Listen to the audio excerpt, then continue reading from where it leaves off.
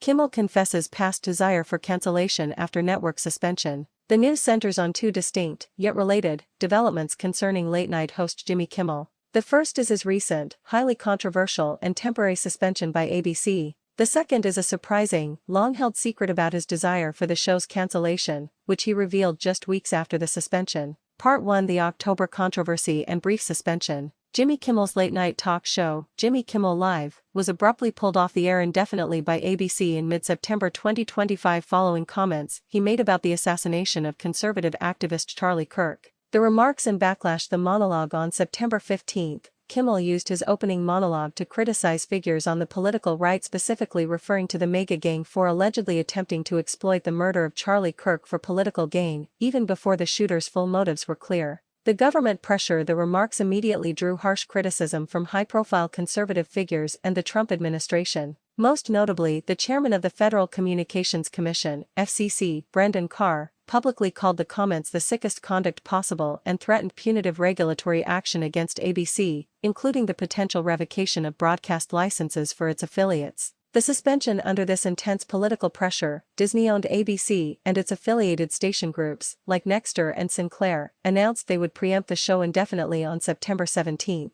The network stated the decision was made to avoid further inflaming a tense situation and because the comments were deemed ill-timed and thus insensitive. The reinstatement. The suspension was short-lived, lasting only a few days. After widespread backlash from Hollywood figures, entertainment unions, and free speech advocates who condemned the move as an attack on the First Amendment, ABC reversed its decision and allowed the show to return on September 23. Kimmel's comeback monologue, in which he defended free speech, became his most viewed monologue ever on YouTube. Part 2: Kimmel's admission of past prayers. Just 1 month after the highly publicized, politically charged, near cancellation of his show, Kimmel made a candid confession about his tenure as a late-night host. The confession, appearing on the Where Everybody Knows Your Name podcast in October 2025, Kimmel admitted that during the early, struggling years of Jimmy Kimmel Live, he often prayed for ABC to cancel the show. Early struggles. Kimmel confessed that when the show premiered in 2003, he often felt unprepared, stating, "I didn't know what I was doing." The show struggled significantly to book major guests, often leaving staff scrambling hours before airtime.